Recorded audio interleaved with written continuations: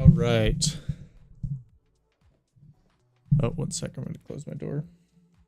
BRB.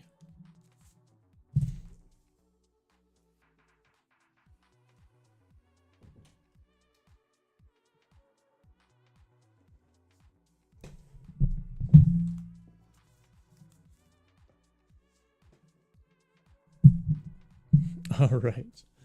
Let's see. How's my audio? Seems fine. Okay. Back at it.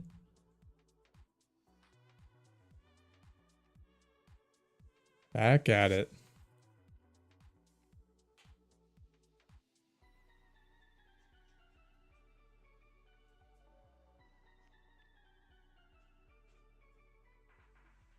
All right, let's get, sorry, I gotta get my phone set up because we need to finish getting the 16 kilobyte pages thing set up.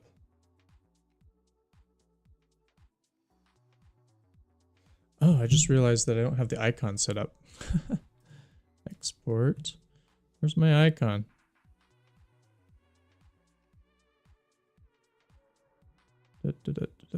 This one.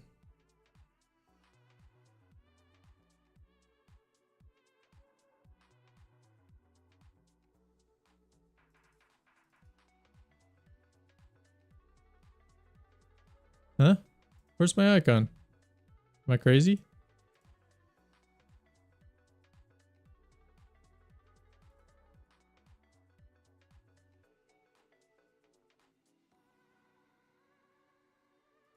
Global?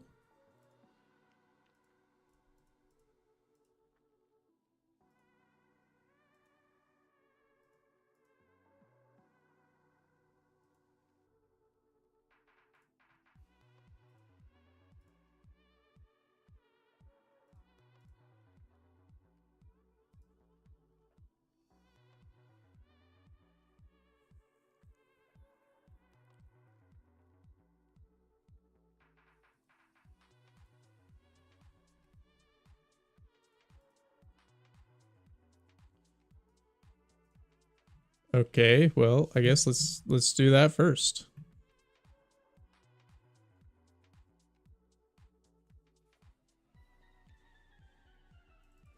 Pictures. What the heck is this song? Mystic Cave Zone. I don't really like that. Remove from playlist. Okay.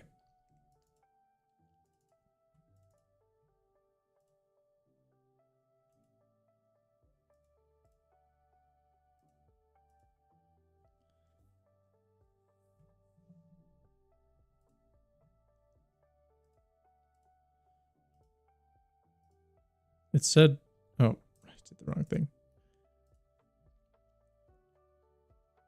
192.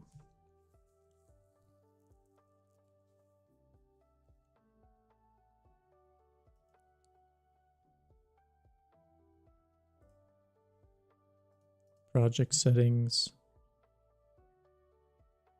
Yeah, okay. So this is messed up for some reason.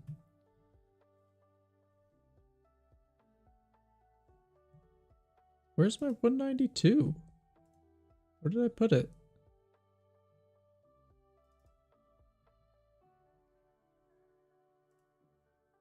I have a 184 and a 512 and a 32.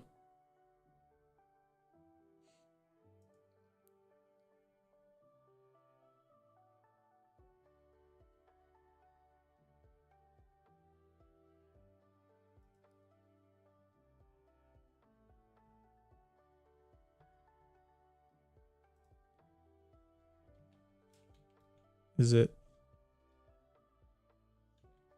Did I put it in this?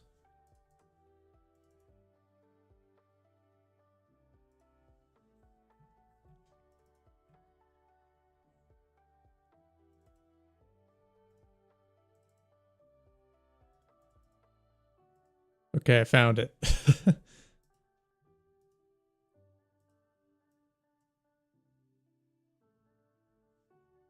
Let's just do this.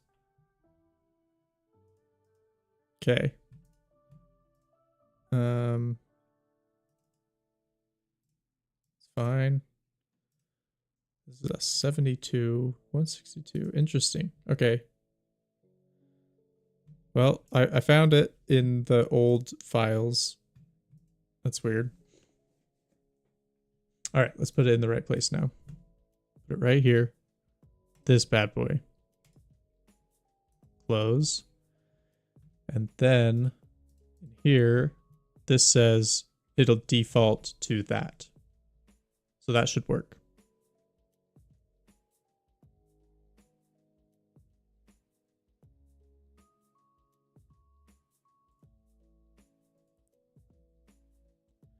Adaptive foreground. Yeah, let's see what this says. Oh.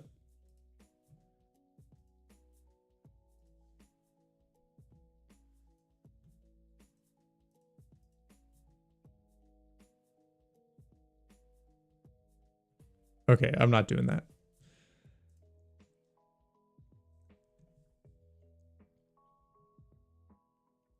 Okay, so that should be good.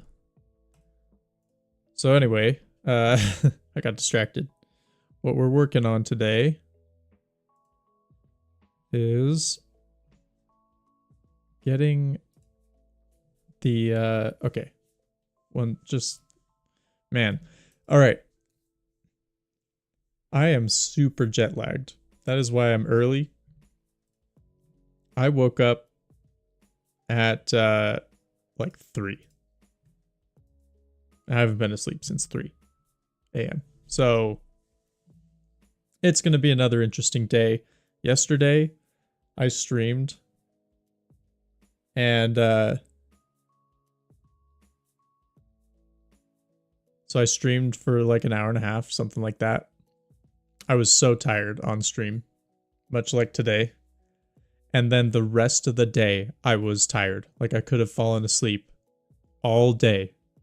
And then somehow, you know, last night, 8:45 or whatever, I go to sleep, still wake up at 3. Well, actually, I woke up even earlier than that. I woke up at 1. Oh, I didn't even wake up at 3. I woke up at 1 because I had to pee. It's the worst. And then couldn't get back to sleep. And so I came down here to the office at 3 and just started like and that's the worst thing, right? Like I'm tired, but I can't sleep. And so I can't do anything. Like I have no motivation to even like play video games. Isn't that crazy? So anyway, I'm a mess, but I actually am very excited to stream. So that's good. Even though I don't have motivation for anything else, I do have motivation to stream. So we'll see if anyone shows up. I want to see actually real quick if daylight savings screwed up my stream time, because most of my viewers are in Europe time.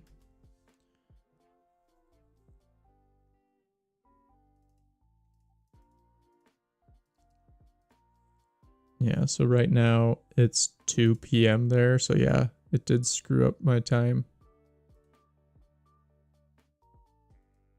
Okay, let's see, let's just do Germany time. Yeah. Yeah, it's 2 p.m. in Germany right now, which is kind of a bad time. I don't know. I guess it would have been 3 before, right? It would have been 3 p.m. Anyway. All right. So, quick recap. This is the bug. Okay, let's see if I click the right one.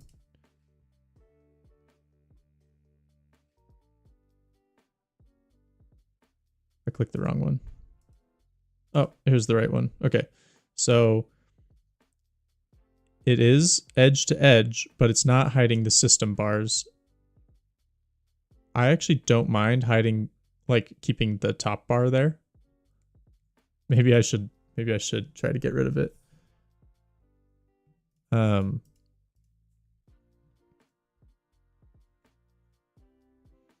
But basically, I think that these functions are not getting called correctly. Also, yeah, like, can I just like switch this to true? Like I do want it to be true. What if I just do that? And I want, this is what I need to figure out, is what set system bars appearance does. And can I do that? Private Godot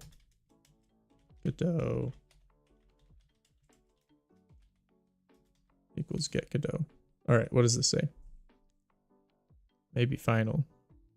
That's fine.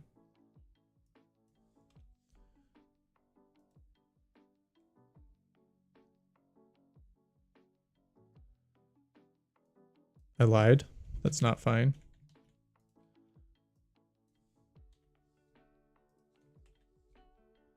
Private Godot equals null. That's what I want. And then do this. And so this can return, this is nullable, I guess.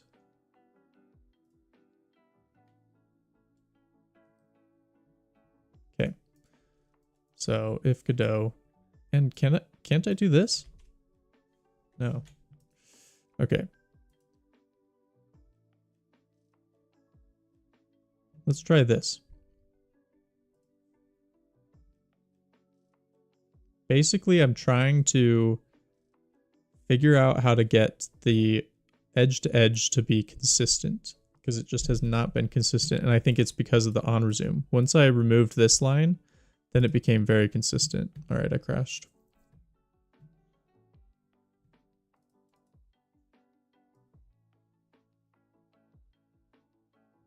On a null object reference. Oh, right. If Godot is not equal null. I'm just so used to freaking Vim.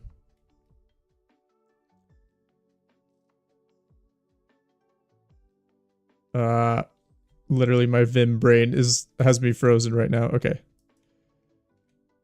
I'll just use the mouse. Okay.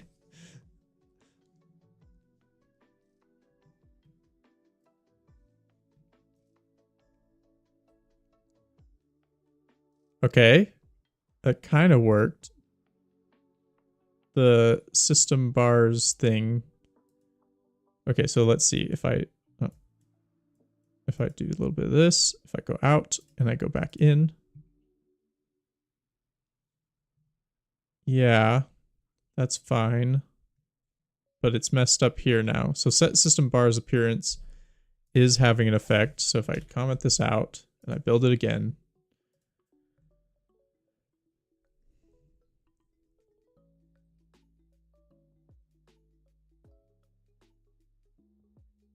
Interesting. All right, let's undo.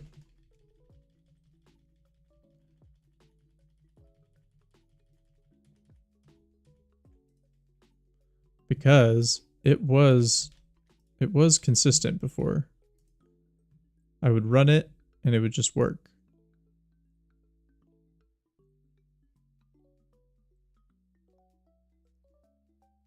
Okay, so it's just not consistent anymore. Great.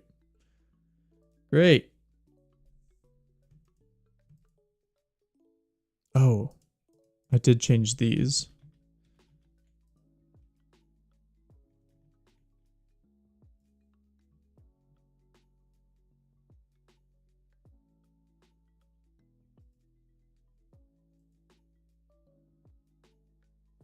Okay, yeah, that had no effect.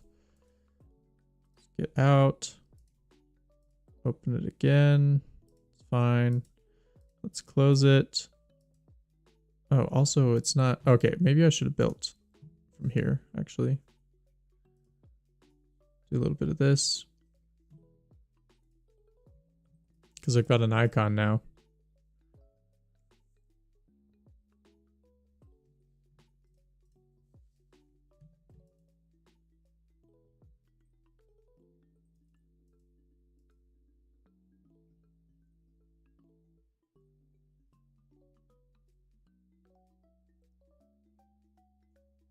Interesting. So that worked from over here.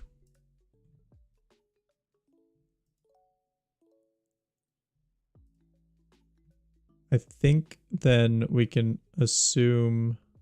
what can we assume from that? Let's go delete this one.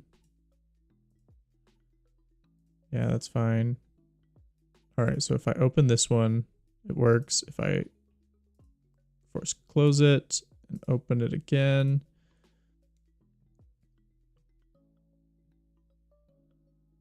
Okay, let's just keep going. I'm just gonna do it like 10 times. Actually, I'm gonna use my fingers on the actual phone. Okay, works.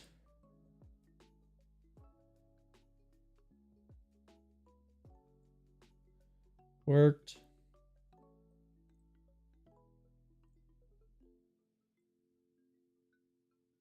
Worked.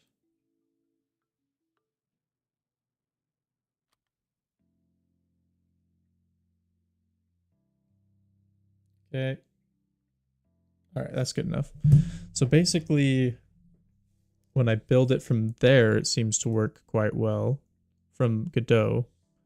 Not so much here, although maybe let's try it again from here. Also, why is it showing up as a different APK? That's another thing I need to figure out. Because now there'll be two. Let's see what the differences are.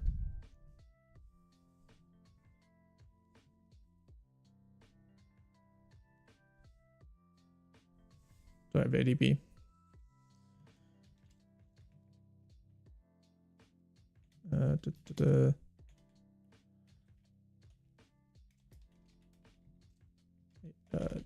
Where.exe ADB? Yeah, I do have ADB. Okay, so ADB. Man, what is it called? Shell PM dump sys. No, packages. Grep. Mojo. Oh, I don't have grep. Okay. Just dump sys the package. Oh, it's not. Is it package? PM list package. There we go. Okay.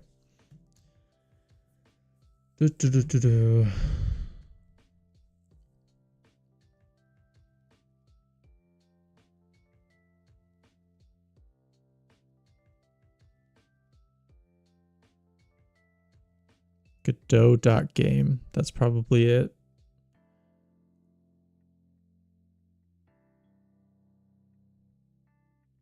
And then the other one will be like, what was it? Mojo.droppyball.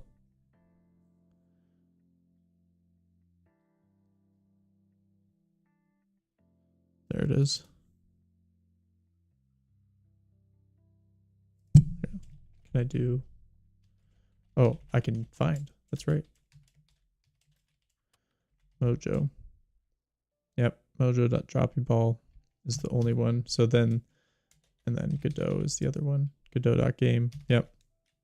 Okay. So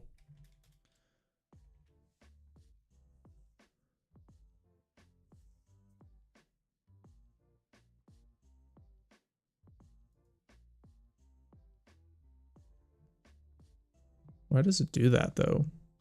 Project set. Oh no. Export. Yeah, it should be that.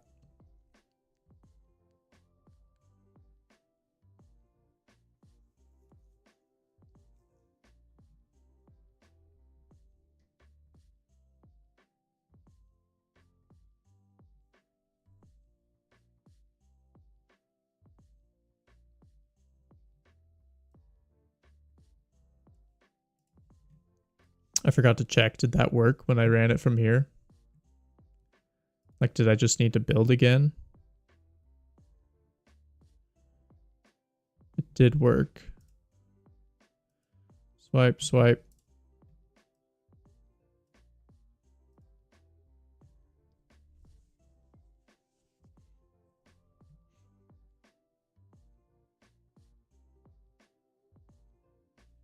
There it is, yeah. com.godot.game. Oh wait, so it's com.godot.game from here. Huh?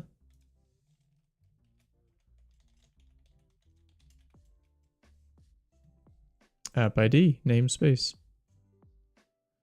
So app ID, this is the one I need to change. Yeah, there we go.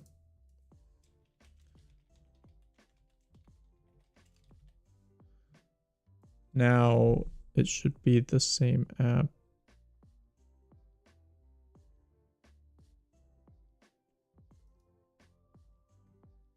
Aha. Okay, so uninstall that one. And so if I run this, it'll be like, oh no, wrong version. But then I should be able to, yeah. So I can just change the version code here.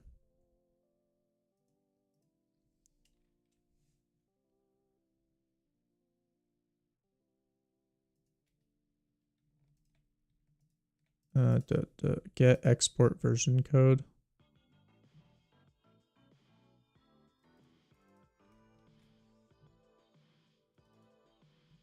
This.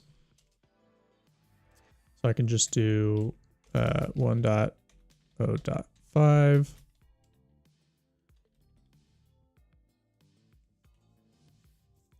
Or wait, what is it? 1.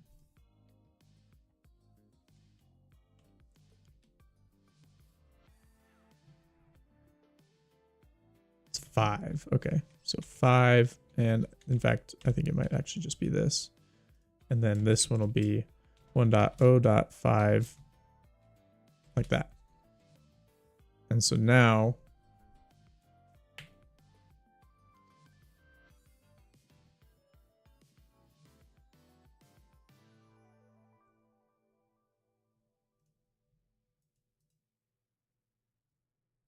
yeah, because these are build steps. And so the build step is different from Godot. Interesting.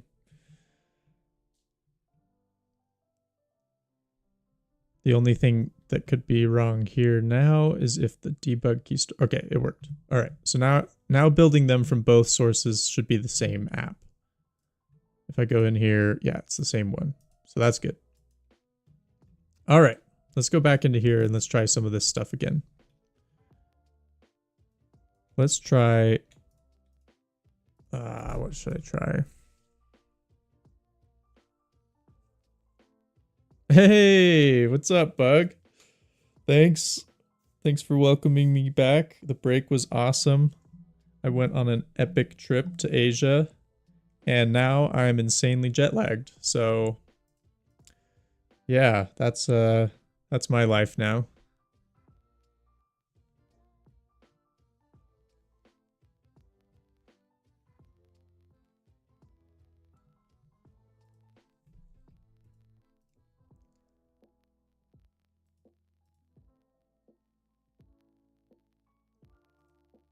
Yeah, thanks. How was it? How were the last weeks for you? It's been a bit. It's been about 3 weeks. That was a big trip.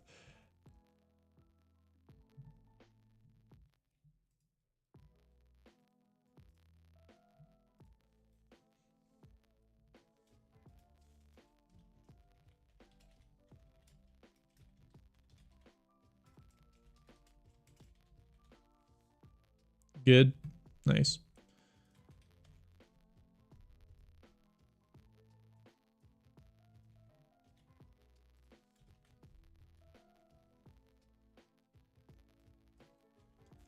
So the thing that I'm running into right now is that the edge to edge doesn't work very well in Android.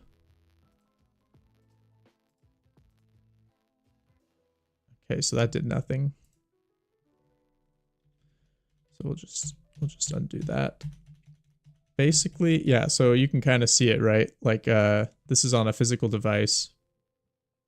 The arrows are showing up here and the toolbar is showing up, which is not ideal for a game. it's interesting though, right? Because I have it set to immersive mode, so it shouldn't be doing that. Technically, I did remove this line. Let's see what happens if I put it back. This is the line that's having the issues, by the way. So when I do this and I open it again,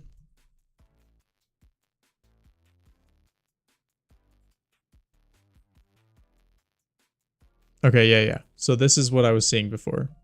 Basically, there's this concept of safe zones. What do they call it? What is it called? It's called, yeah, it's a display safe area, which tells you where you can draw to, basically. Well, it just says where there's going to be like other stuff from the OS in there. And so it's telling me that this top bar is there, and so I shouldn't draw there. And so I've dropped my icons down, let's say like 30 pixels, right? So these icons up here are in the right place. But down here, because this bar is here, it should be giving me a safe area that tells me to not draw here, but I'm totally drawing here. And this is so annoying. When I remove this line, it appears to work.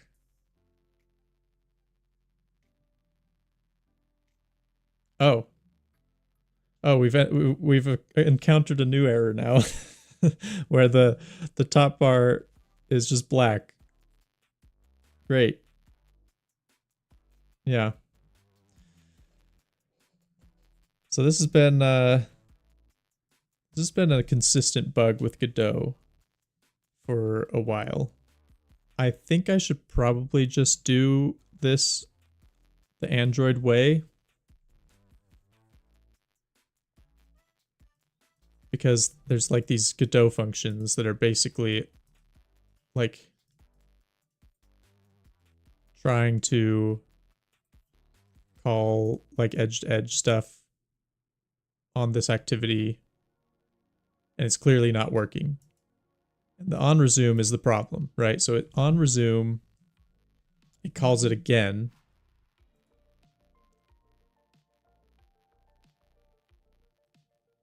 Ooh, I wouldn't actually, hang on. What if I do this?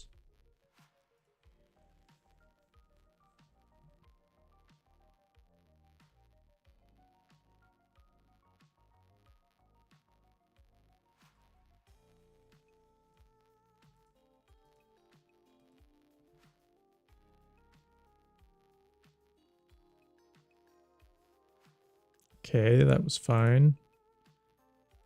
And then I go back in. It's fine.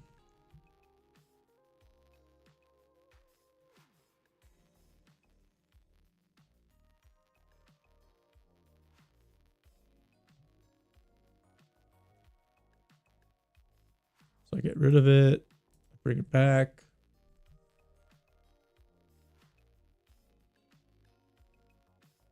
Yeah, so that works. I mean, no, it's not fixed because I want these bars to go away. So set system bars appearance should get rid of these. Like it needs to happen let's see. Oh crap.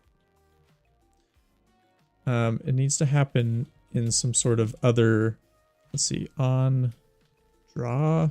What is it? What are my other lifecycle functions? On post create? What's this say? After on start and on restore instance have been called.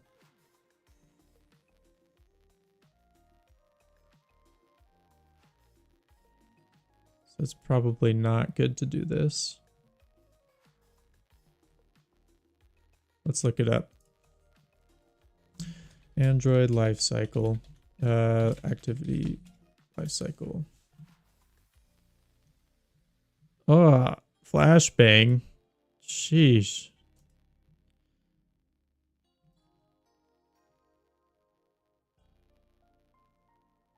Okay.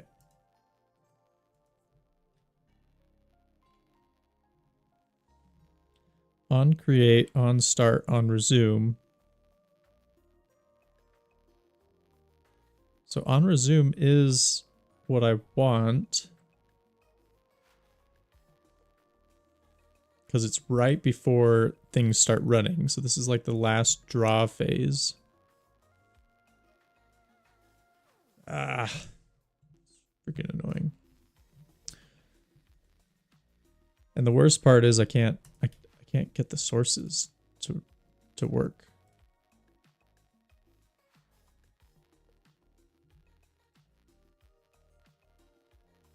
And I can't remember how to do that, how to download the sources.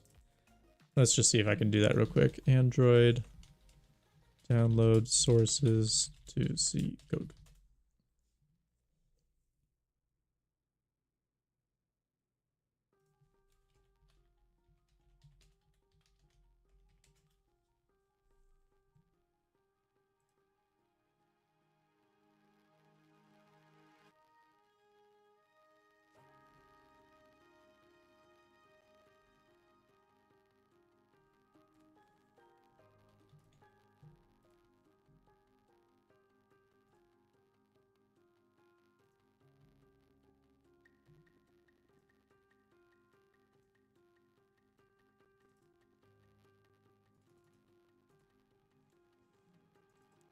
JNI? No. Yeah, and then it's just like, cannot determine what kind of files the chosen item contains. Yes, and then it just doesn't work. So I can't see what this function does. If I decompiled it Java, then maybe I could. What's it called? This.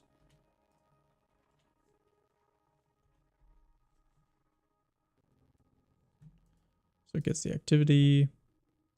And then it tries to call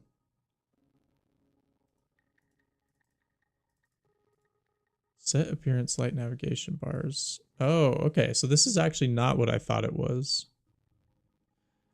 Ooh, I wonder if it has to do with the theming that I messed up. Ah, great. I have to rebuild.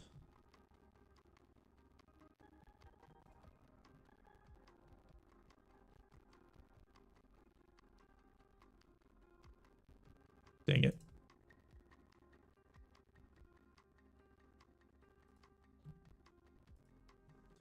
I'll be right back. On the Android. Oh, wow. That loaded pretty fast. Okay, that's good. So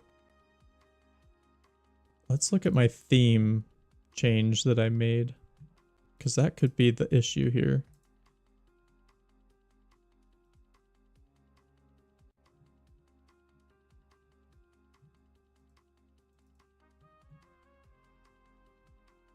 Because I'm using this now instead of this.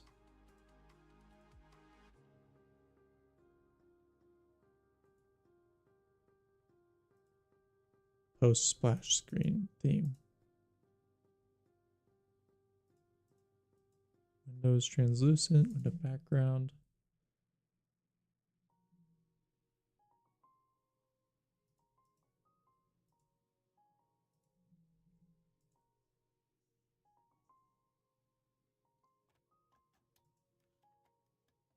Oh, that didn't work? That's so lame.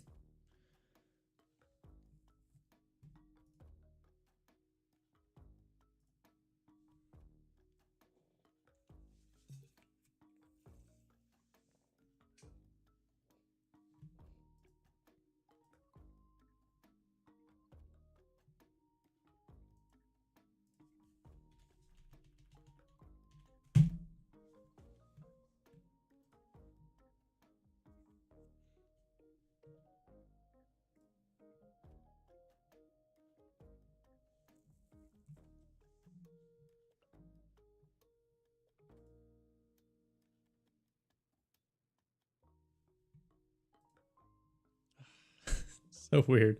It's like sometimes it works. Like I don't think I've ever once had it like work all the way where the system indicators go away and it fills the whole screen. I don't think I've ever had that.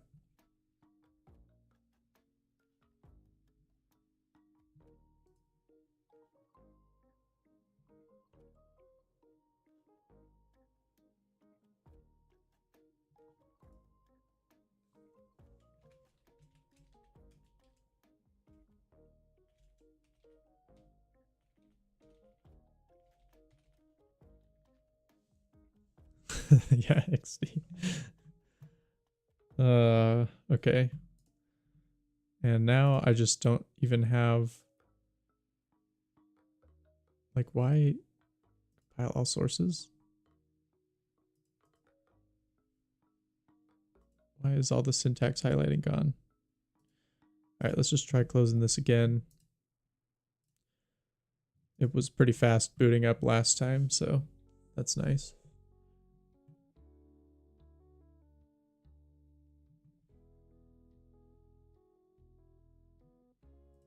What the heck?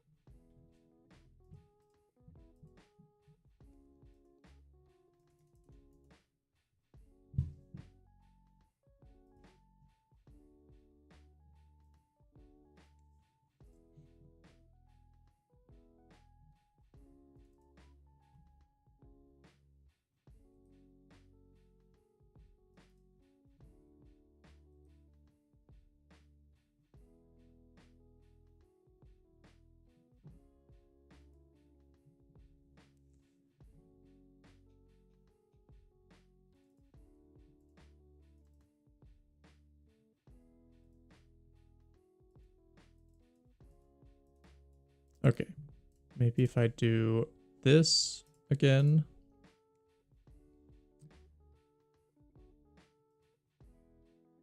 And then do a rebuild.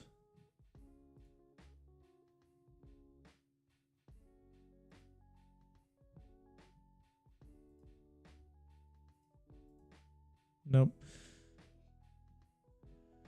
Ah, why is it doing this now?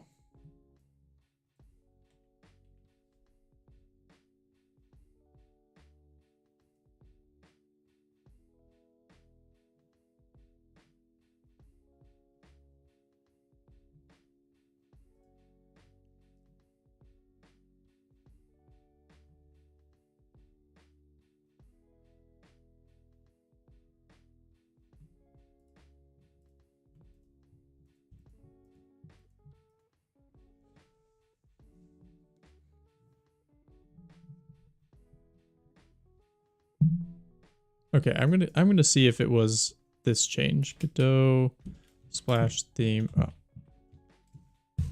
Let's see if it really was this that broke it. And then is it, which one was it? Window display preview. Oh, I don't even have that in here.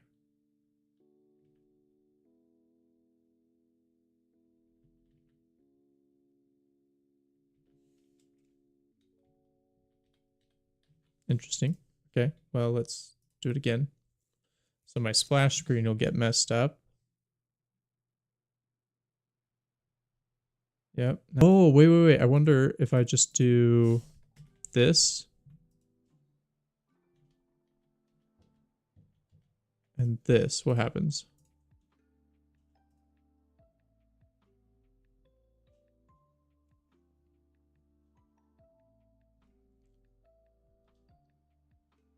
Close. But no cigar.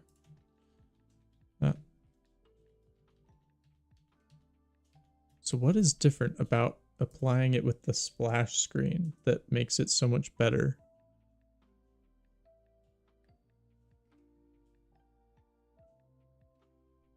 Whoa, what the heck is that?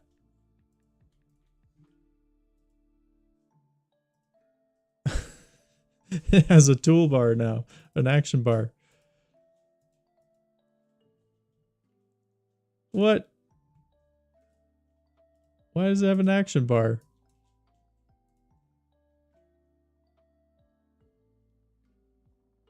What?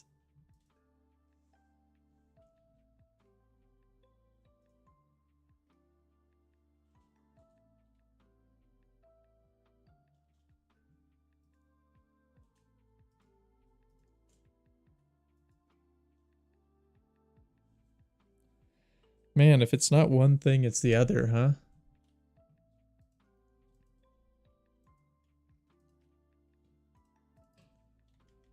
Theme dot.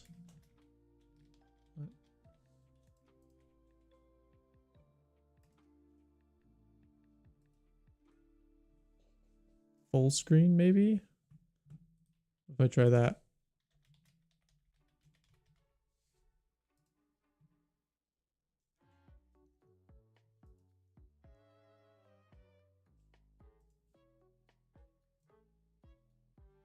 What is happening?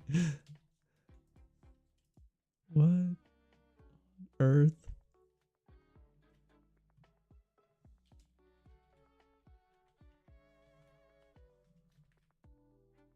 Add this to the main theme. Ah, I don't have them. Okay.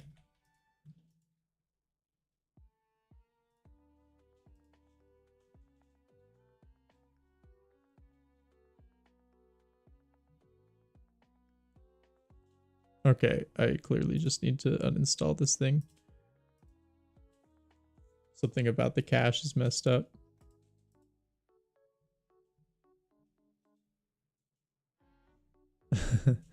Oh, hi there.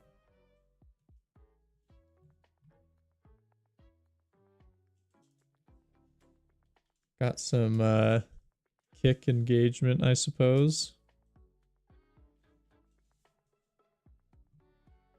Even if it is fake. We'll see. If you're not fake, say so. Say so now.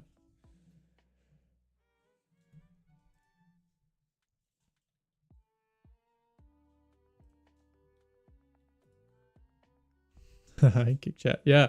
Oh yeah, I don't know if I made an announcement or anything, but I'm now streaming to 3 platforms, so that's kind of fun. Not that it's really helped me at all.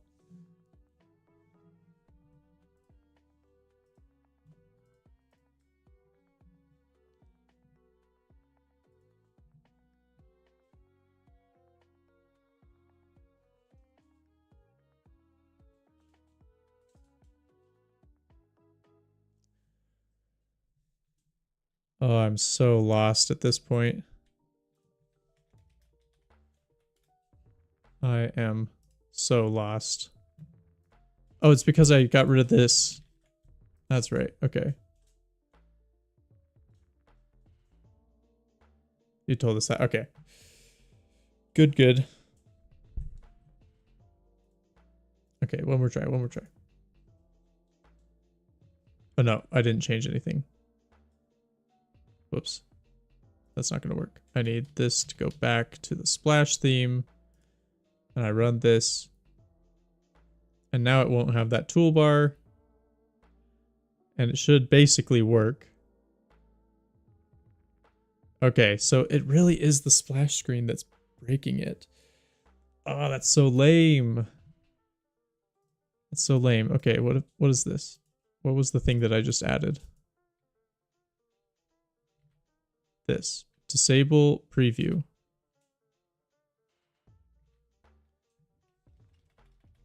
Let's get this again. Let's put it here. What does this do?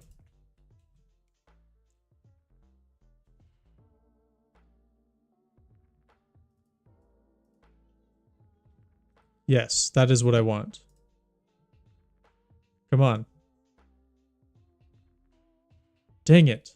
See, it's just got this like gray screen that happens before the app opens. And so I did all this jankiness to get rid of it by getting rid of the splash theme.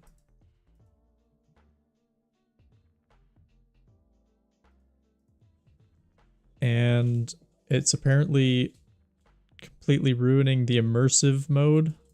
Ah, that's so annoying. So annoying. Then let's see if this works. Yeah, that works now.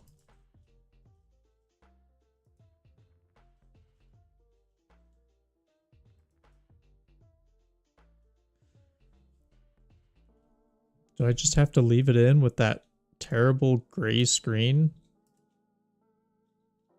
Oh, right. I gotta swipe it away. Yeah, look. Boom. Just a gray screen. It's the worst. And then it shows my splash screen, like, right as it loads in. And it's because of this. Like, this is not it.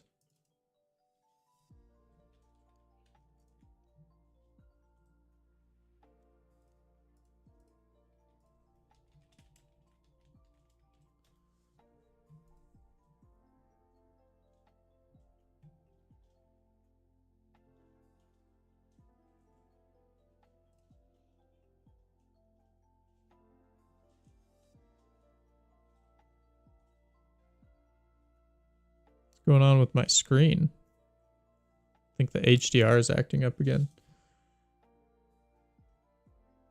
So must be a vector drawable. So that's probably the issue. I mean, I guess one thing I can do is I can just like set this to be. I did the wrong one. Oh, wait. Yeah, this is a color. So I can do this one, I think. Wait. Windows splash screen background.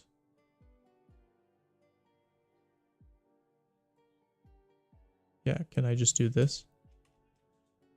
Hashtag 000000. What does that do? Does it make it at least black? Okay, it does make it at least black, which I think is probably better. And then if I just make an SVG of this, then that should be a little bit better.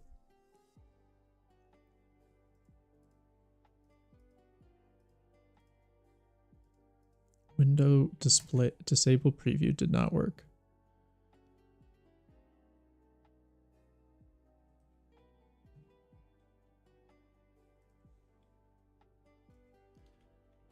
Android bypass splash screen.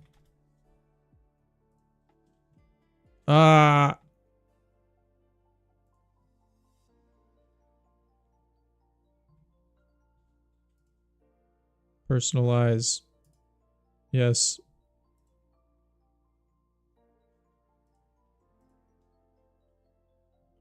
Preferences.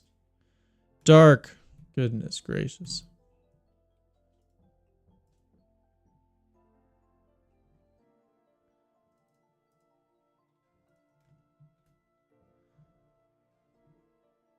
Nose translucent.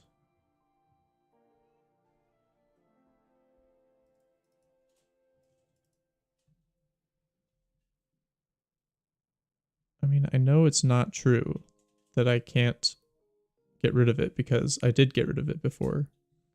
It just ruined the way Godot works, unfortunately. So the activity, the theme was that.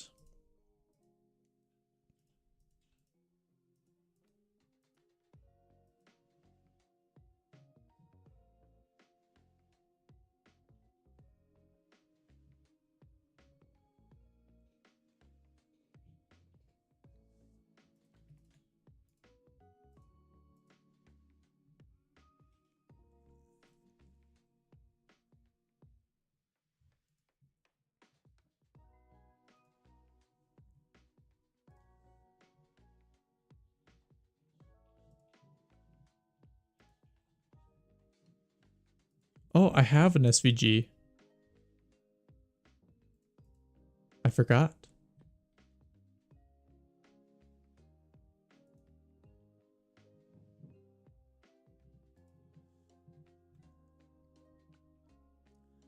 Let's do that.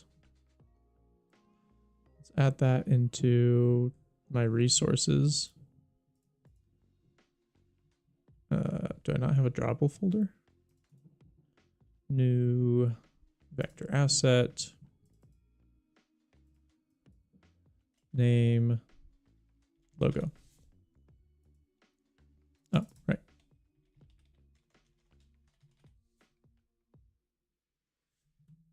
Can I do this?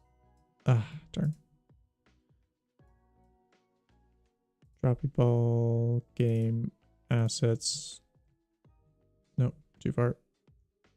This guy right here. Is this the one? This is HTML, so that's not it. Or is it?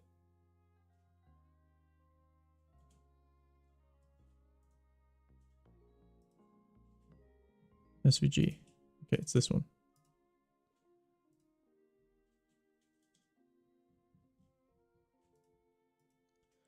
Okay, so now if I go to this theme, drawable droppy ball logo. What does this do? Crash, right? No, it's still launching. Ah, it didn't show.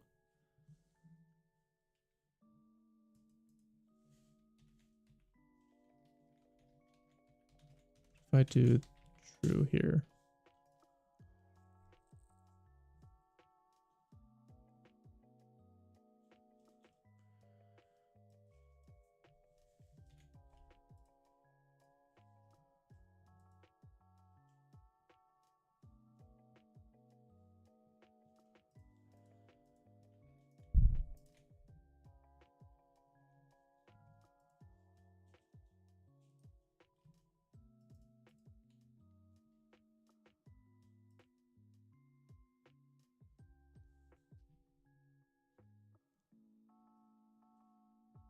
Oh, manual changes will be overwritten. That's why I was getting everything overwritten. To add custom attributes, I have to add it to that one thing. Why doesn't the icon show up?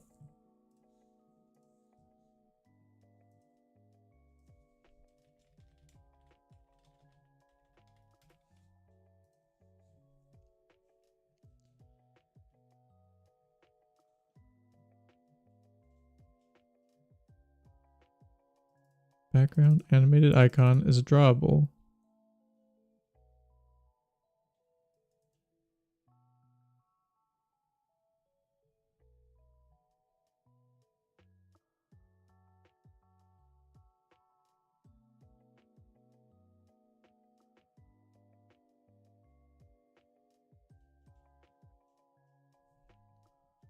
Windows splash screen animated icon.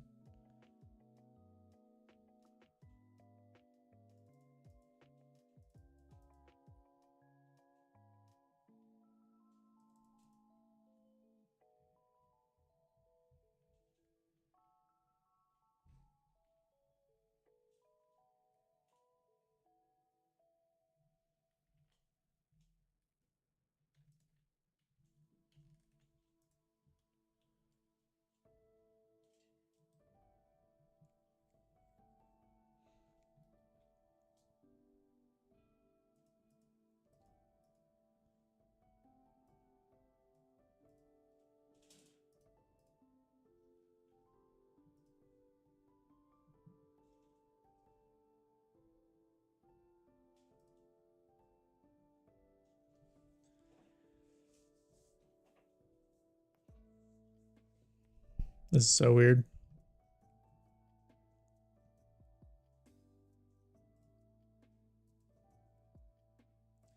Okay, so I gotta set this in here, right up here, and here. Okay, so if to add a custom attribute to the splash, you have to prefix it with that. Okay, so I do this splash, and then I paste this in, and the value will be this. And then the next one was, well, I think that's it. That's all I need.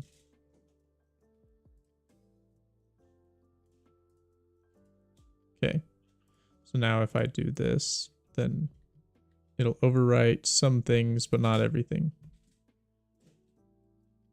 Oh, I forgot to do the background. That's the other one.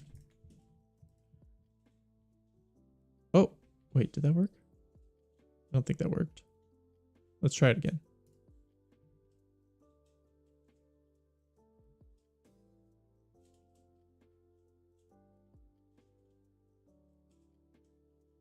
Yeah. Yeah, that did nothing. Okay. So let's go back here. Export. I need this guy.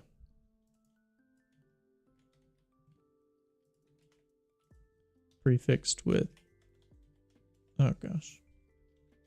Splash. Can't type today.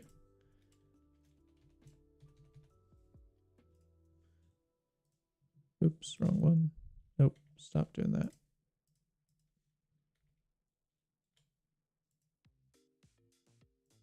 Did that not save? Yeah, it didn't save.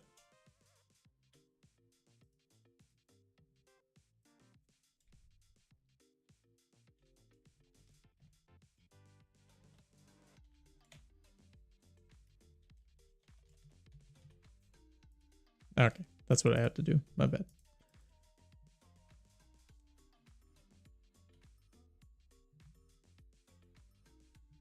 There we go. Black screen is better than whatever was going on before. So, all right, I'm going to consider this done. Let's double check that it looks fine in the game. Yep, it's fine, because then if like this comes down, whatever.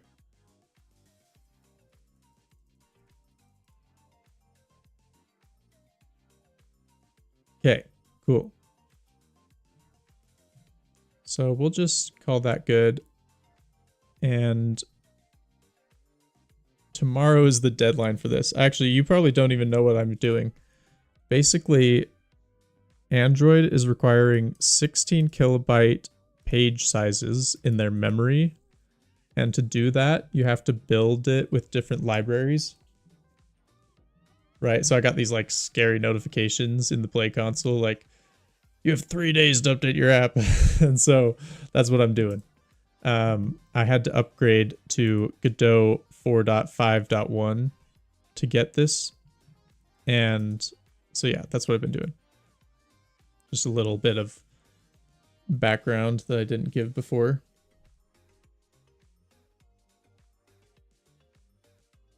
Okay, publishing overview. I gotta remember how to publish a new version. Stupid. I'm not very good at this. Okay, export this. Yes.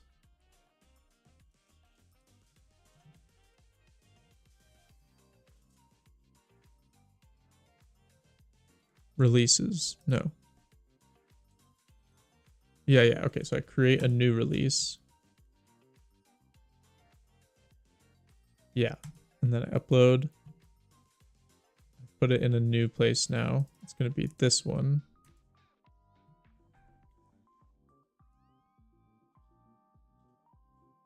And now we wait.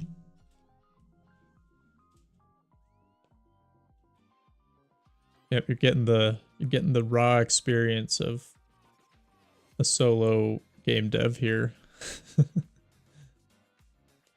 Of just totally fumbling your way through everything.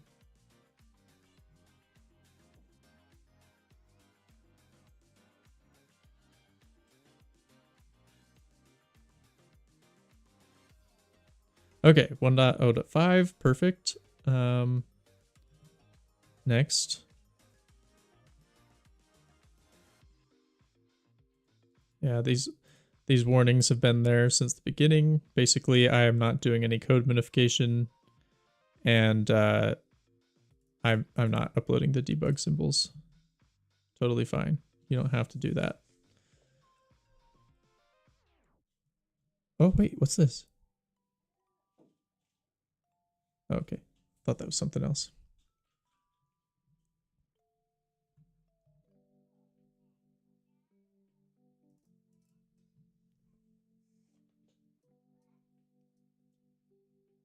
Cool, I have a rollout percentage. Cool, and it seems like 10 people have downloaded the game. Is that what I'm seeing here? I actually don't know. I've been on a trip. All right, save. Okay, go to overview. Start full rollout. Description start. How do I do this? Yeah. Okay, so I send it for review. Wait, why do I need to be reviewed?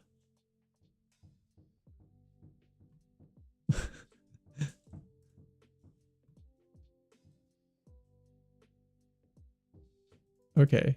Interesting. I don't remember needing to do this before. Maybe it.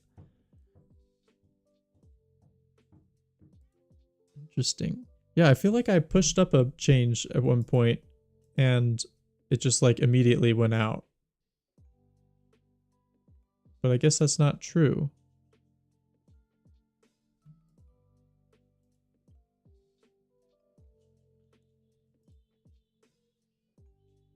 Oh.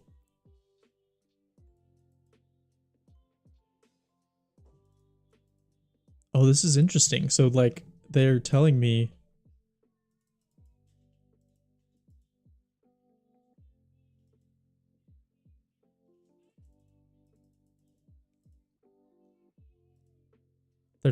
that they're wait, are these yeah, where do these come from?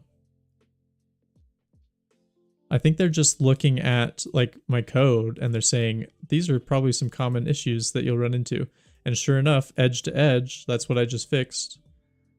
And then this one is resizability and orientation restrictions. That is possibly true. I actually have not tested this on an Android tablet.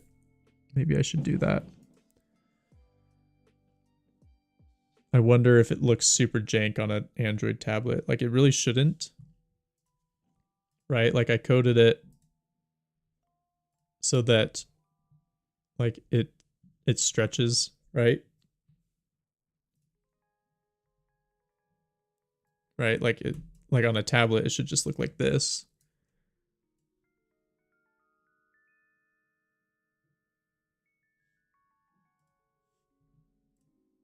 So that shouldn't be an issue, but I haven't tested it technically, so maybe I'll have to go buy an Android tablet. Are there any cheap Android tablets?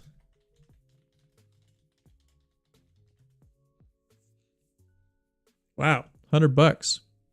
MediaTek?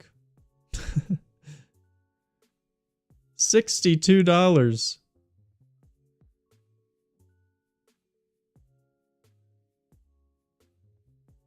Galaxy Tab black market.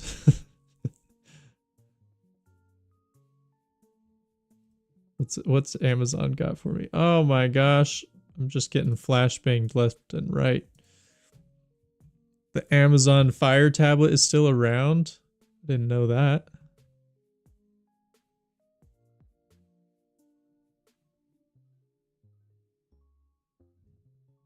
Ooh, $38 for a 7-inch tablet. That's like slightly larger than my phone. Will I be running any ads? No, that's kind of the goal. So, and I actually probably need to do a video about that on my channel. Basically, the whole reason this game even came about is because there were other games that I liked that were like it that I basically copied. I made it my own, but I copied them.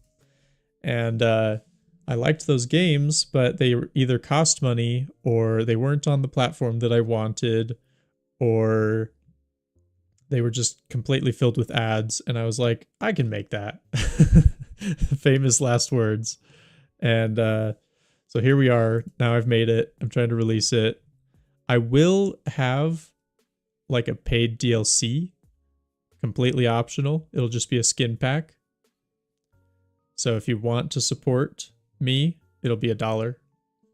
That's the goal. But yeah, the true joy for me is the journey, the experience, and having this app on my phone without ads. So yeah, I will not be doing ads.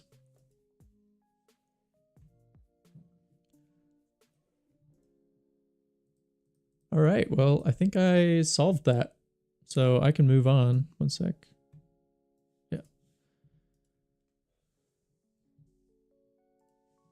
Living the dream. I don't know. It's been pretty hard. Yeah, it's so weird. Like I'm trying to toe the line of like, do I go all in and like try to really make a good game, or do I just like get something out there that's like maybe a little less, like a little lower quality, but at least I didn't spend so much time on it, you know? It's hard. I really like to make good things. So, yeah. Like I don't I have a hard time like being in love with where I've landed on this game, right? It's not perfect by any means. Like I don't 100% love the art. I think that I have some performance issues.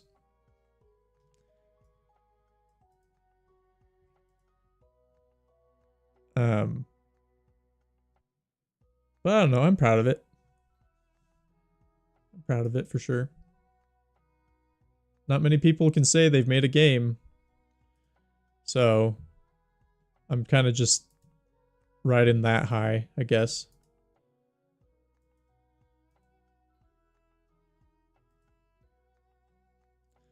Oh, I got distracted. All right. Um, let's see.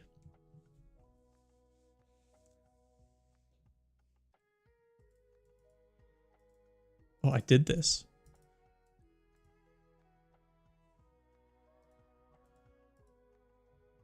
Okay, so let's see. Droppy ball UI just shows. Oh yeah, maybe I should have done that actually. Oops. Should have added that to my release. This would have been a pretty easy fix. Um.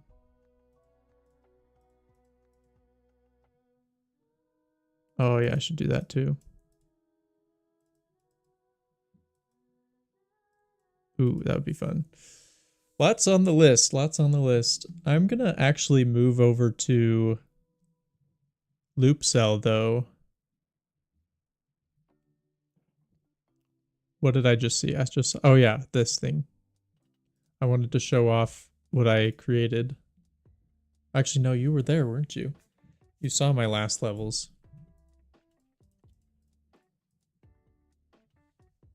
I'm so unprepared today for stream because I woke up at 1 a.m.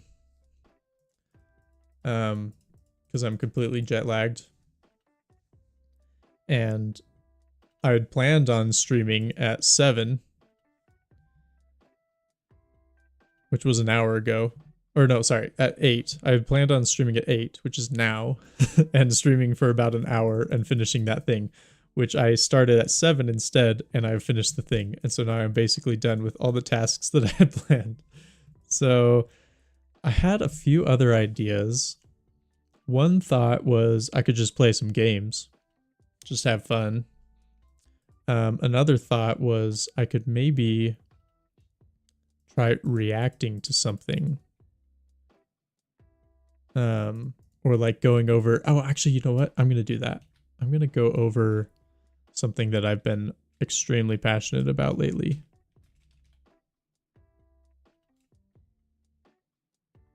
Well, no. No. Not today. I'll give you a hint. Basically, I'm making a game engine. The heck? On the side for fun.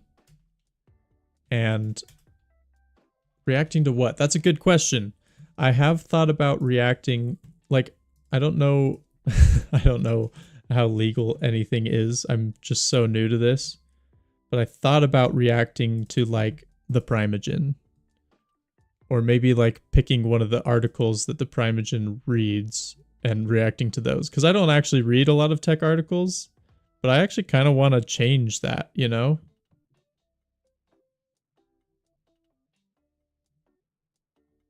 I kind of want to change that. I want to be a little bit more up to date on the tech industry.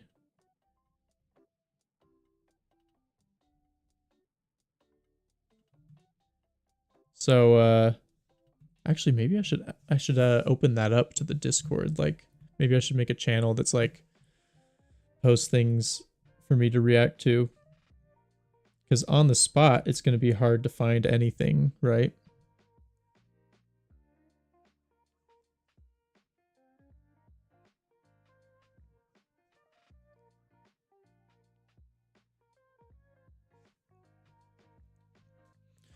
Yeah, maybe I'll do that. Let's do that instead. Let's make the channel.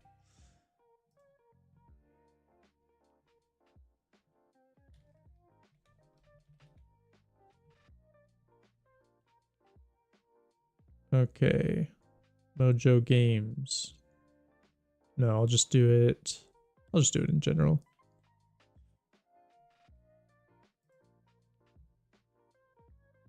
Forum.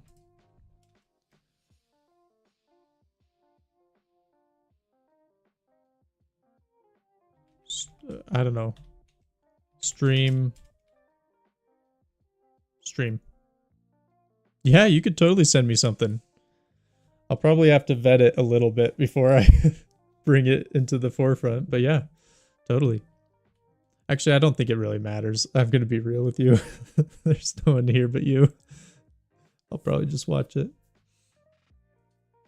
All right, so we'll just call it stream.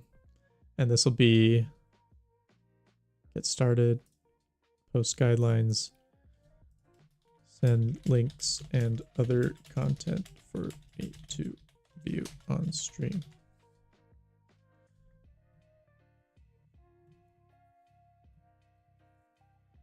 Okay, save changes. Next is create tags, React. Just do that.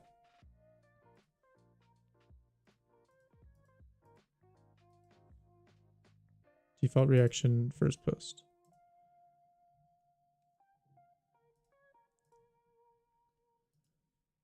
Make the first post. All right. I think it's good. Do you want to make the first post? Or are you just sending it to me?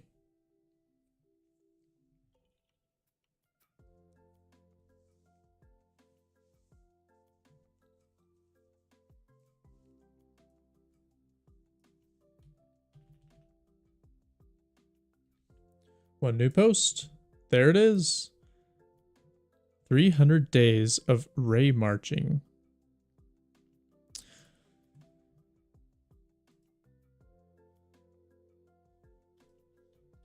Okay.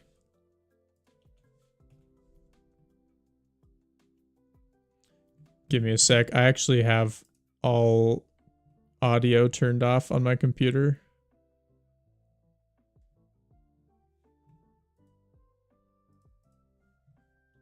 There we go. That should be on now. Oh boy. Hang on. I gotta report an ad real quick. Report.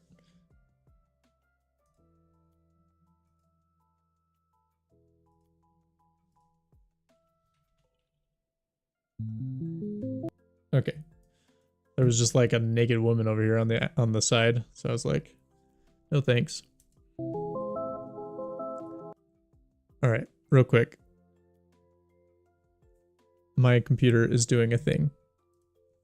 The HDR is acting up.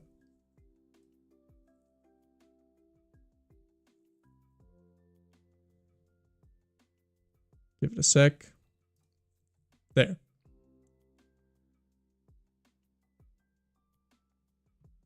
Yeah, I'm gonna go over it for sure. All right, so let's start here. I've been learning Ray marching on and off for almost a full year now. This Ray, so I don't know what Ray marching is. I'm gonna assume it's gonna tell me. I'm not gonna look it up. This Ray March planet shader was a happy accident after many failed attempts, and this devlog covers that full journey. Cool. I gotta set up a coffee at some point. And then they have a game. So we'll check that out. Actually, can I open it like this? This. Yeah. Check that out in a sec. Cool. All right, let me turn off my music. We're going in. What you're seeing on screen is all one single compute shader that took me approximately 100 days to make, and it's part of my goal to make an entire real-time rendered galaxy. But the insane journey to get to this point actually started a full year ago. So, to understand how I got here, let's go back to that point in time.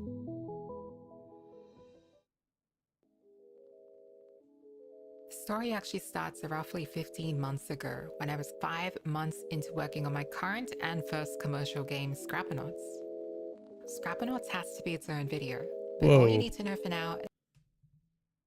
That was nice. That is some nice animation. I really wait. Can we? We're gonna watch that again. Scrapernauts has to be its own That is cool. video, but all you need to know for now is that around the 5-month mark, this was the time I got really interested in shaders, thanks to a YouTuber called Rujik the Comatose. Seeing that their game was made in Game Maker and looked so stunning, it immediately snapped me into the realization that the engine I'm using isn't the problem, I'm the problem. And from there, my hunger for shaders grew. Do we know what engine they use? I'm just curious.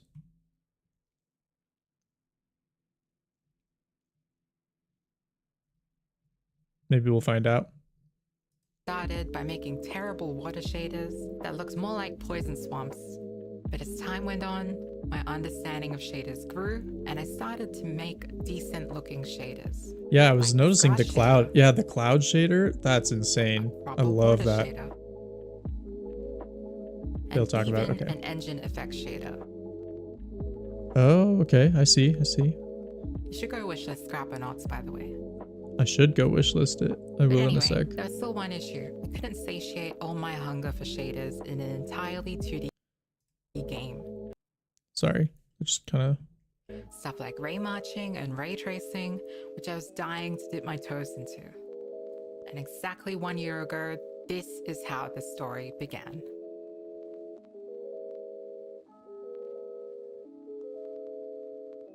So, really quick intro to ray marching for those who don't know what it is.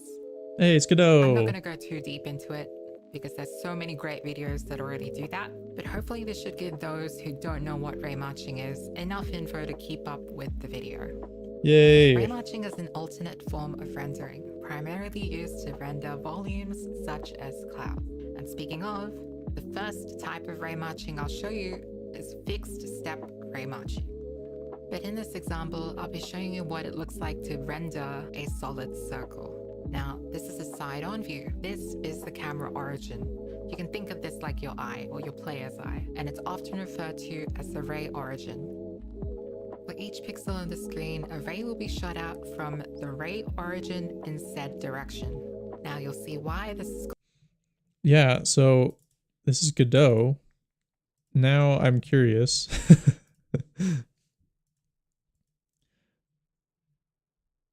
They were showing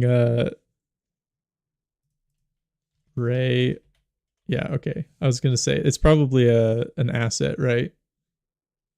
I don't even have the asset thing up here. I never used the asset store, so I just turned it off on my editor. And now I don't know how to get there.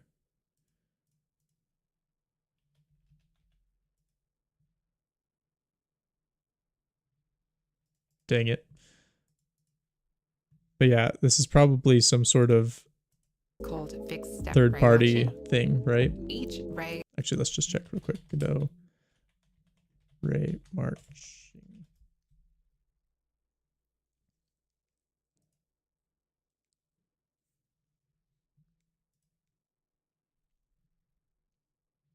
Interesting. It takes a fixed step size forward and then it checks for collisions. It repeats this until it hits something. But as you can see, the collision detection isn't accurate to the surface of a circle. This is why fixed step ray matching is often used to render volumes and not solid objects. So here's what that code looks like. So if you follow the Godot advanced post-processing page, we're basically starting from that point.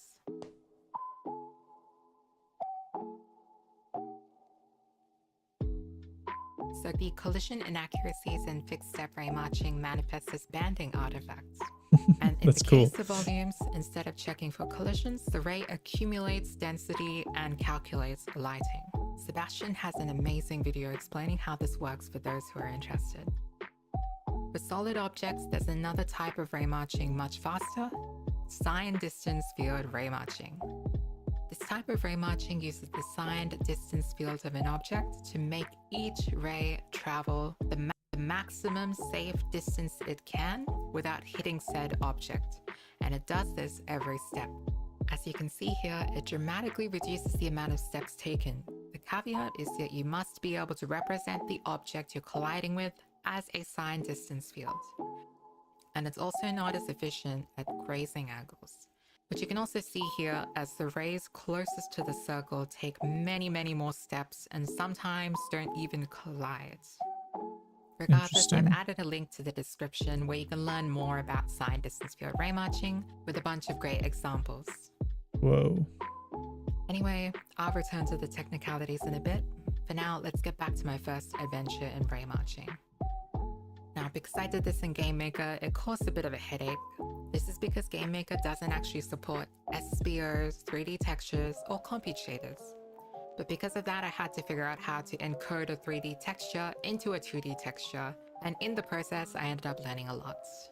So that was my first experience with ray matching, and at the end of the 2 weeks, I'll be honest, I felt a bit underwhelmed, because I couldn't use this in Scrapernauts. So instead of returning to Scrapernauts like a responsible person, I of course started another side project. And of course, I used GameMaker again, because I was the most comfortable with it, but in hindsight, I should have just bit the bullet and switched to Godot. It would have saved me at least 50 hours of trouble, but regardless, I started making a 3D quadri mesh-based planet. The plan was to ray match the atmosphere. Okay, so I'm a little confused here. So ray marching, I understand like what it's doing. It basically is able to show volumes from the player's perspective only, right? Like only render what they can see, essentially, right? With rays. But I don't really understand what they are using it for. So like saved me at least 50 right here, like I guess it's like was to ray match the decreasing. Here, let's go back a little bit. It's like decreasing the quality, like the level of detail as you go back.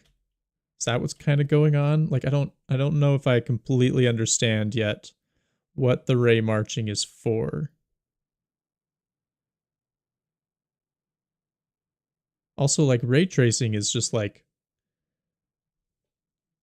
it's way harder to render than just a normal camera, right? 3D quadri mesh based planet.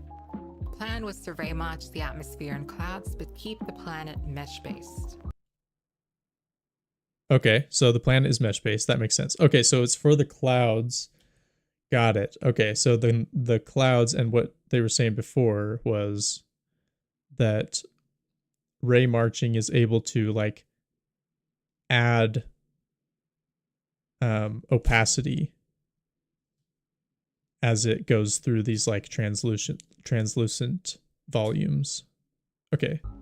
But as you can see, I didn't really get the proportions right, and it looks more like a cartoon interpretation of a planet. I also didn't really understand shaders all that intuitively yet, so I ended up separating all my shaders. So it ended up being one pass for the atmosphere, one pass for the clouds, one pass for the planet, which led to a lot of unnecessary reads and writes. Interesting. I also got some unplanned experience with DDA ray matching in this project. And that was because I wanted to try and make a voxel spaceship, but it turns out refreshing a 3D model multiple times per second in GameMaker is very slow. Just by switching from a CPU-side mesh reconstruction to a voxel DDA Raymarch setup, it allowed for the voxels to be updated thousands of times faster. And of course, this system allowed me to make use of the prior knowledge I gained to write the 3D voxel data to a 2D texture. It still wasn't anything too fancy, no acceleration structures, just a 3D array encoded to a 2D texture.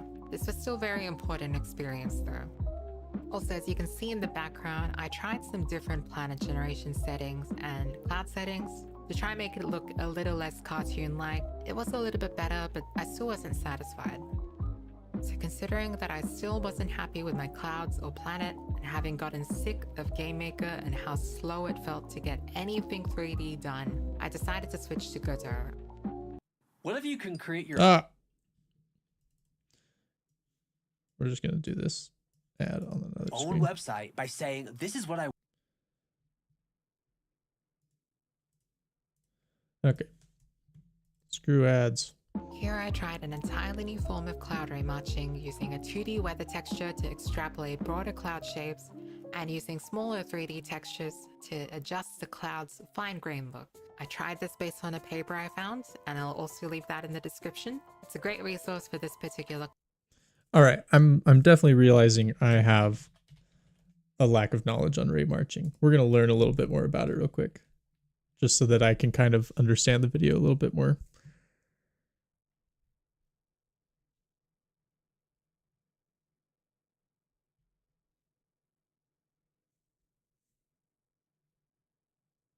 A rendering technique.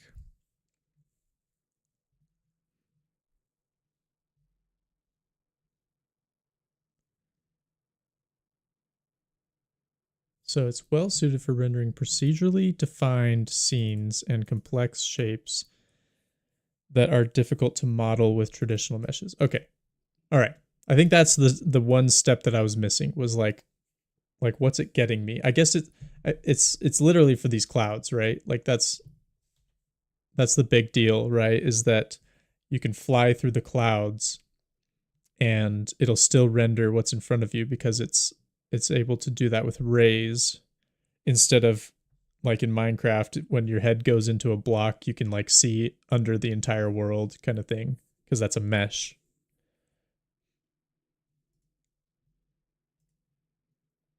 Okay. All right.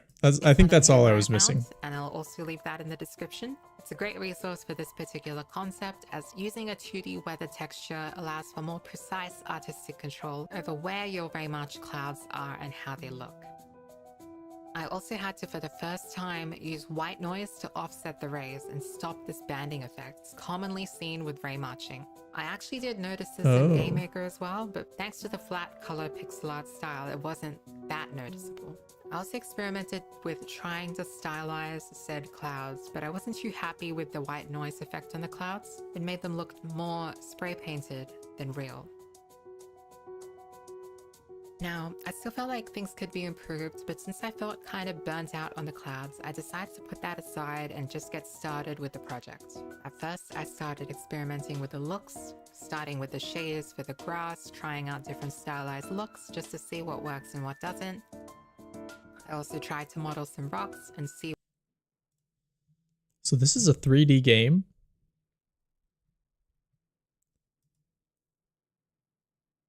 Wow.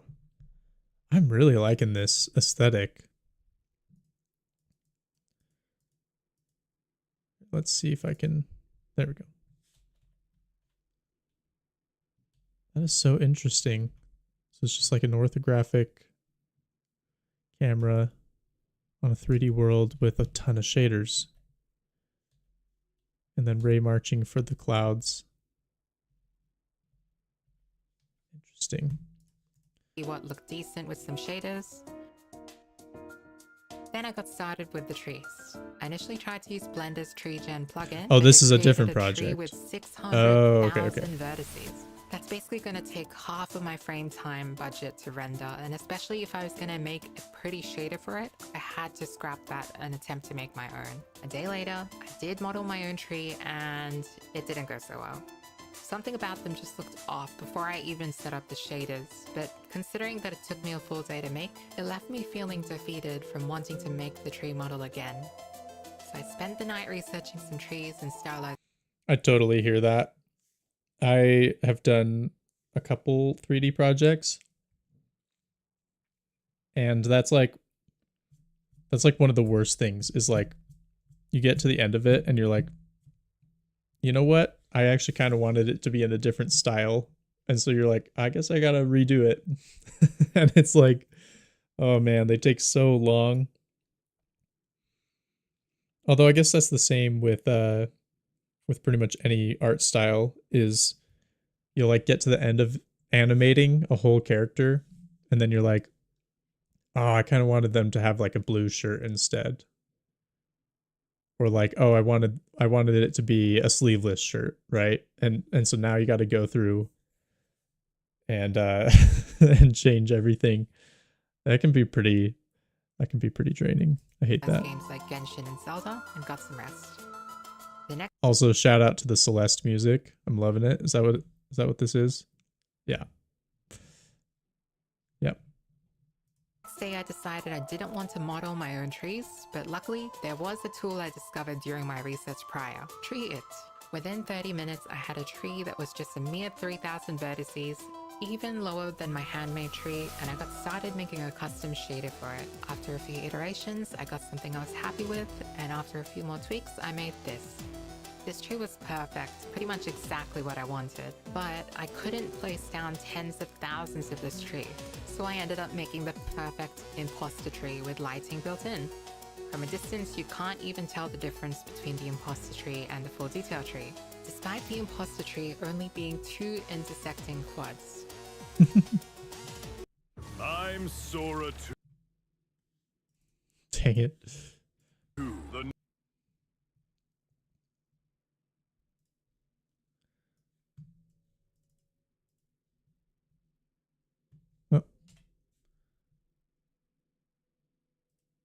The tree with lighting built in, despite the imposter tree only being two intersecting quads.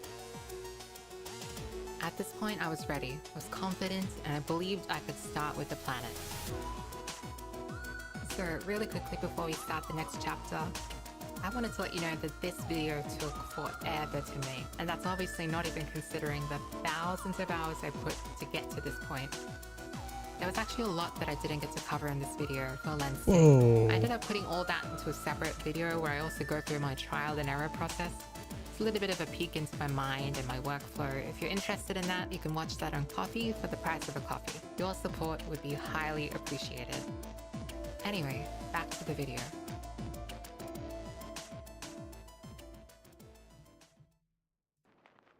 So originally, my intention was not to make a Raymarch planet. A traditional mesh-based planet has huge benefits and neat tricks like scaling LOD that make it perfect for these types of games. That's why quad-tree or octree mesh-based planets are used almost exclusively everywhere. No Man's Sky uses a voxel-based octree planet, Kerbal Space Program uses a quad-tree-based planet, Space Engineers, which I believe also uses an octree voxel planet. So considering all that, and the fact that I've already made a mini quad-tree planet, how hard could it be just to do that again, right? Wrong. You see, I never had to make a full-scale planet. Famous More last importantly, words. I never had to place anything on that planet's surface before, and I quickly learned that things wouldn't be as easy as I had hoped. So, considering I'm generating my planet's surface through noise, I can quickly calculate where the floor is just by reading from said noise. That's what I had hoped to use to place the trees in a performance way. But what I had failed to account for was that a planet made from vertices can only sample the height at its vertices. This results in a resolution mismatch. Oh, Now, interesting. there was two solutions to this issue. One, I can increase the resolution of the planet until floating wasn't visible. Two, I can raycast the trees onto the surface of the planet. The issue with the first solution is that memory consumption would become ridiculous with the current quad-tree system I was using. To put simply, I was generating the planet once and then caching all that mesh data even if the mesh wasn't in use. I did it this way because it's by far the most performant solution at the cost of memory. So, to scale up mesh resolution where it matters, while also keeping memory footprint acceptable, I would have to scrap the caching system and generate the planet's surface on the fly while discarding unused quadtree chunks. This basically involves multi-threading and or computators. So instead of redoing the entire planet and ending up with a result that I'm not even sure I would be happy with, I decided I'd just use ray marching. Ray marching, as we've discussed and seen, by this point I already had a lot of experience with, and there's so many benefits to this. 1. There's no mesh you need to store, so the memory footprint is extremely low. 2. There's no pop-in. Since Raymarch resolution is per pixel, not per vertice, no matter how far or close you are to the planet, the detail is perfectly crisp. 3. It shows any changes you make to it in real time. This means that you can iterate very quickly on what planets look good and don't. So, before we start with the planet Raymarching, let's revisit the technicalities. Remember I mentioned ray tracing? Ray tracing is often used to accelerate ray marching. You might have heard algorithms such as a ray box intersection or a ray sphere intersection, and they're used to encapsulate whatever is being ray marched.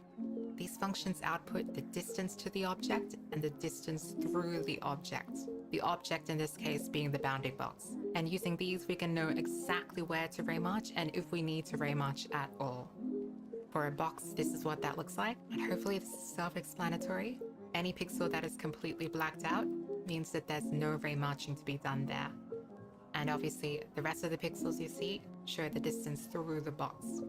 So why is this important? Well, because we use the ray sphere intersection algorithm. Man, this is making me want to do a ray marching project. This is so cool. This is insanely cool stuff. I had always thought like No Man's Sky, like how do they do that, you know? I mean, I never looked into it. But yeah, this is really cool. It's making me think all sorts of things. To speed up ray marching for the planet, because fixed step ray marching is very inefficient without it. And while I told you that you shouldn't be using this for collisions, as you can see, in this case, the collisions are actually pretty accurate, and we're not actually going through that many ray steps. And this is essentially how the planet is being ray marched. I quickly plugged in the same planet texture that I created for the planet mesh generation into a very simple ray march shader, and within a few hours, should do that, yeah. I had this.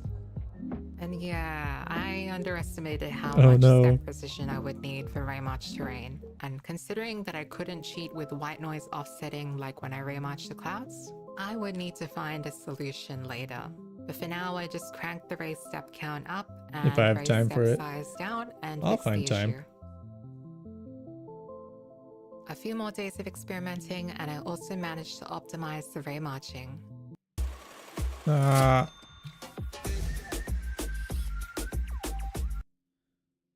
Screw ads. Not only is the frame time much better up close, but it's also 10 times faster from far away, meaning I could have many planets on the screen at once and still be completely fine. So with that done, That's now, so cool. I started porting all my shader code from Godot to a pure GLSL compute shader, so that All right, so here's the thing that I no longer understand is how, like, I don't understand how this is not a mesh, I guess. Because basically, like, because they're saying that it doesn't have memory, like it doesn't fill up your memory. Is that just because it's not loading the whole mesh at once? Is that what's going on? I mean, it's got to load the mesh to some degree, right? I'm a little lost on that. Because I was thinking that it was kind of like, you know, you have some sort of procedural volumetric object, right? Not volumetric, volume, right? And you can just render that. But I guess I don't really understand how this is not a mesh. I guess it's just saying that, like, basically is ray marching just like a really good LOD tool for the mesh? I I can make my own custom rendering pipeline I must have missed using something. Godot's built-in fancy new compositor effect system. After porting, I finally worked on the atmosphere and some basic lighting to make the planet feel a little less bold. This was such a pain. It's so easy to mess up the maps and Such a end up with a pain. weirdly thin feeling atmosphere with improper scattering, and that's if you even get it to work in the first place. So after a week straight of nearly pulling my hair out, I managed to finally pull it off, and personally, I'm very happy with the result. So glad I didn't give up on the atmosphere or compromise by going with the first result. I quickly also spent some time revamping and improving the planet procedural texturing and fixed the ocean depth bug that had been bothering me for some time. And that's it, a full-scale Raymarch planet which has now taken the crown for the most complex shader I've ever wrote to date. Well, it's only gotten more complex since my additions to the shader to get the galaxy working. But that will be for the next video. And that's part 1 of this project. Might have noticed that I never got to place down the grass or the trees. That will be for the next part, along with hopefully clouds and the finished galaxy. So be sure to subscribe so you don't miss that, and please do like the video if you enjoyed. Since this channel is new, any and all algorithm engagement would help a lot. If you made it this far, leave a comment letting me know what you'd like from my coffee page. See you next time. Wow. Very, very cool. Yeah, this definitely has me wanting to look into remarching. So, oh my gosh, yet again.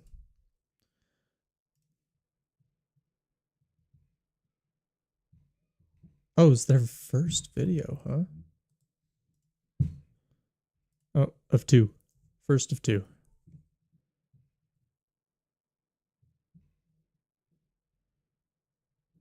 Cool. Okay, let's see.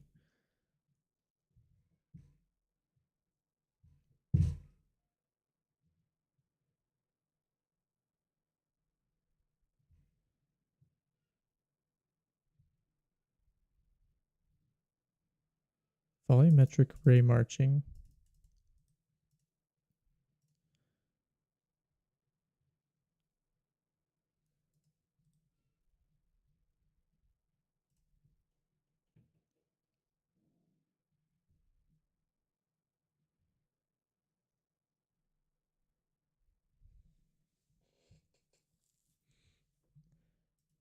Yeah, I guess it's it has to do with the memory to display the mesh. So the memory to load the mesh is nothing. The real issue is that you have to fill the bitmap buffer, right? Like you have to fill your graphics buffer with data. That's probably the real issue, isn't it? And so this eliminates that need because it's just really good level of detail. That's so interesting. All right, yeah, I'm going to put that on my list of potential things to do at some point, like try to make a planet with ray marching. That'd be so cool. Like it doesn't have to be a game, just like I just want to try it out. Just have a little camera that can fly at a planet and then we can put a bunch of stuff that pops into, well, it doesn't even pop into view. It just shows up into view. That'd be cool. Awesome. Well, thanks for the suggestion. This was an excellent first React video. I'm really liking this. No, that's not what I wanted. There was a link. Learning resources. Yeah, I'm gonna click all these real quick. Awesome. All right. Well, I am being summoned by my wife to help with jet lagged kids, so I'm gonna go. But yeah, thanks for being here. Got some stuff done.